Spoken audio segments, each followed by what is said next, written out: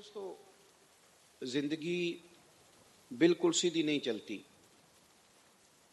اس میں بہت ساری جگہوں پہ سپیڈ بریکر بھی آتے ہیں، بہت ساری جگہوں پہ موڑ بھی آتے ہیں، بہت ساری جگہوں پہ اونچائی ہوتی ہے اور بہت ساری جگہوں پہ گہرائی ہوتی ہے. اللہ تعالیٰ نے مد و جزر انسانی زندگی کا حصہ رکھا ہے، لیکن اس مد و جزر کے ساتھ ساتھ جو فلسفہ ہے وہ یہ ہے کہ تم نے کام اچھے کرتے رہنا ہے. جو مقصود ہے تمہارا دنیا میں آنے کا کہ تم نے خیر کا کام کرنا ہے، بھلائی کا کام کرنا ہے، اچھائی کا کام کرتا ہے، یہ کام تم نے کرتے رہنا ہے. پہلے تو ہم اس طرح کرتے ہیں کہ ہم اپنی زندگی اپنے ارد گرد کے تقاضوں کے مطابق گزارتے ہیں، شریعت کے تقاضوں کے مطابق نہیں گزارتے الا ماشاء اللہ. ہم یہ دیکھتے ہیں کہ آج کل تقاضا کیا ہے، لوگ ذہن کس طرح کا رکھتے ہیں، ماحول کس طرح کا رکھتے ہیں، اس کے مطابق ہم معاملات کو ترتیب دینا شروع کر دیتے ہیں. لوگوں کا مزاج اور مائنڈ سیٹ یہ بھی تبدیل ہوتا رہتا ہے وقت کے ساتھ. سب سے پہلے تو طے کر لیں کہ میں نے کوئی روز کی بنیادوں پر کوئی نہ کوئی بہترین عمل ضرور کرنا ہے، اس کو طے کریں. آپ دیکھیں کہ نبی پاک صلی اللہ تعالی علیہ وسلم نے جن لوگوں کی تربیت فرمائی تھی، ان لوگوں نے از اول تا آخر جو طے کیا نا، اس کی انہوں نے ڈیوٹی کی پوری. ہمارا یہ مسئلہ ہوتا ہے کہ ہم اپنا کام توجہ سے نہیں کرتے اور دوسرے کا کام پوری توجہ سے دیکھتے ہیں. ہمارے ملک کا سب سے بڑا مسئلہ نہ قانون کی بالادستی کا ہے، نہ ہمارے ملک کا سب سے بڑا مسئلہ معیشت اور معاشرت کا ہے. ہمارا سب سے بڑا مسئلہ یہ ہے کہ ہم اپنے کام کے ساتھ مخلص نہیں، کسی کے نہیں، اپنے کام سے. جو بندہ جو کام کر رہا ہے نا وہ صحیح کر کے کرے اپنی ڈیوٹی. چلیں ایک مثال دیتا ہوں آپ کو میں.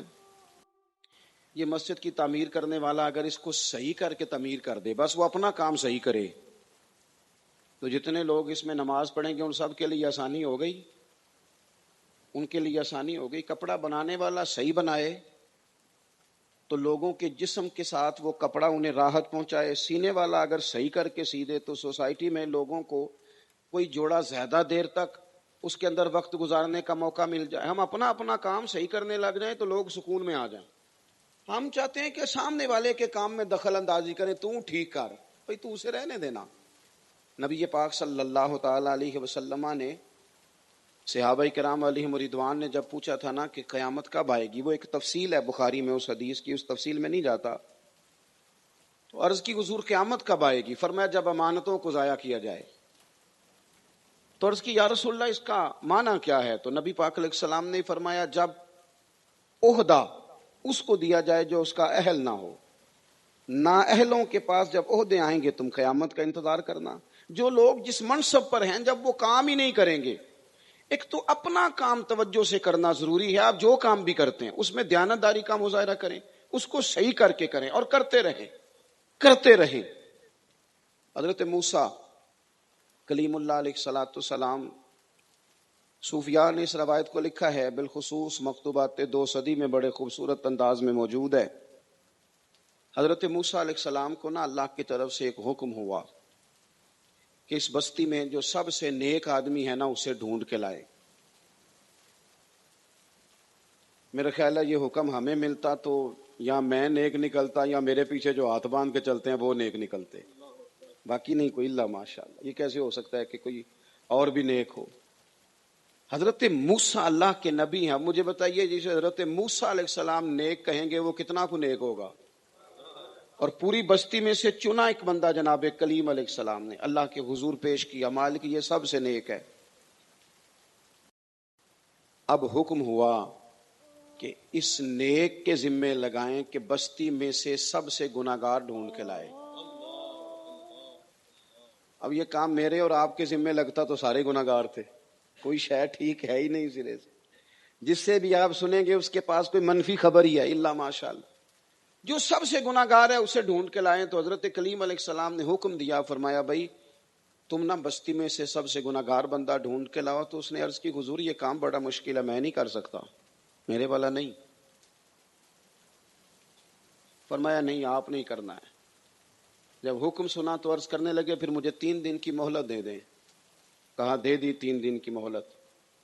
3 दिन एक साले आदमी एक गुनाहगार को ढूंढते रहे, साले आदमी। जाने कब मार दे कोई मुझे जालिम करके, शहर का शहर मुसलमान बना बैठा है। यहां तो बहुत सारे लोग होते हैं जो मर्जी किसी के लिए कह देते हैं।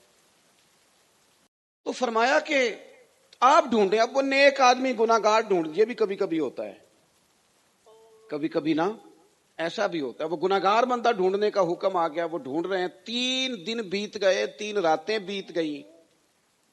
अब वो वक्त आ गया गुनाहगार पेश करने का। उन्होंने पेश क्या किया?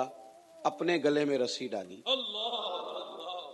अपने गले में रस्सी डाली और हजरत कलीम के हाथ में थमा के अर्ज की, हुजूर कुछ लोगों के गुनाह मेरी नजर में आए थे, पर मुझे सिर्फ उनका शक था कि ये गुनाह इसने किया होगा, सिर्फ शक था, लोगों का शक था, पर मेरे जो हैं वो तो मुझे पक्की याद है ना कि मैंने किए हैं।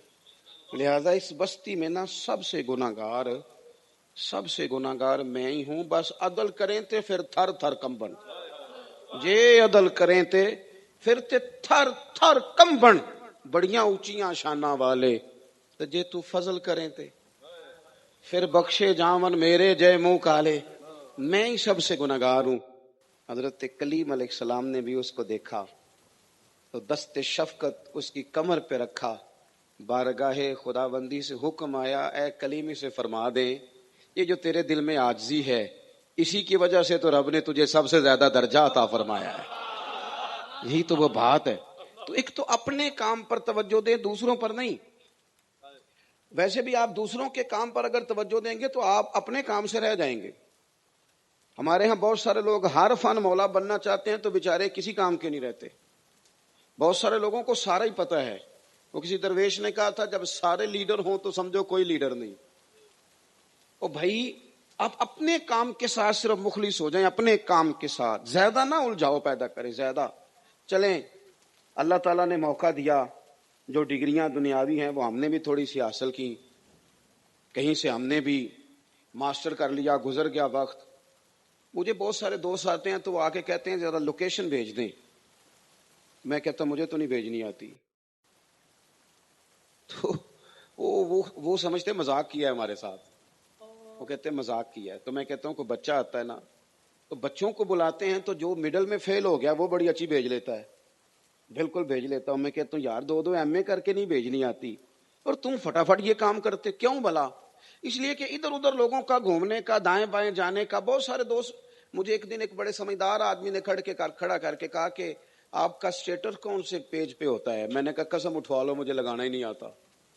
लगाना, ये काम करेंगे तो बाकी काम रह जाएगा। और भी कम है जमाने में मोहब्बत के सिवा। आप अगर यहां उलझ गए तो असल काम कौन करेगा? ये करने वाले बहुत सारे लोग हैं, वो कर रहे हैं, लेकिन हम उन कामों में उलझ जाते हैं जो ढेर सारे बेमाना और बेमकसद हैं। हम एक दूसरे को स्टेटस में देखेंगे वो बंदा किस तरह का है। खुद दुआ करो रब रसूल की बारगाह में स्टेटस बेहतर हो जाए, वहां कोई करम नवाजी हो जाए। ये किन चक्करों में पड़ गए लोग? बस इधर की हवा चली, कौम सारी उधर ही हो गई। तो एक तो अपने काम पर तवज्जो दें, जो आपका असल काम है, आप अपने काम पर तवज्जो दें, अपने काम पर। हमें डॉक्टर से दवाई चाहिए, फतवा नहीं, वो हम मुफ्ती साहब से लेंगे। हमें मुफ्ती साहब से फतवा चाहिए, नुस्खा नहीं, वो हम डॉक्टर साहब से लेंगे। जो काम जिसका काम उसी को। हमारे यहाँ हर बंदा ना, वो मेरी एक अजीजा बीमार है कई दिनों से, उनको एक साहब ने कहा कि छो डॉक्टर तुसी हकीम की दवाई खाओ, और 2 दिन खाई है उन्होंने। अब वो डॉक्टर कह रहा है वापस हकीम के पास ही ले जाओ, मेरे वाला काम नहीं। तो मैंने उनसे कहा कि आप हर एक का मशवरा क्यों कबूल करते हैं? हर बंदे के पास 2-4 नुस्खे हैं, जो आता है 2-4 नुस्खे दे जाता है। आप कभी किसी डॉक्टर के पास जाएं, वो सबसे पहले आपका ब्लड प्रेशर चेक करता है। उन्होंने एक लाइन खींची होती है, उसके साथ वो लिखते हैं ब्लड प्रेशर कितना है। फिर वो आपसे पूछते हैं कि आपको शुगर तो नहीं।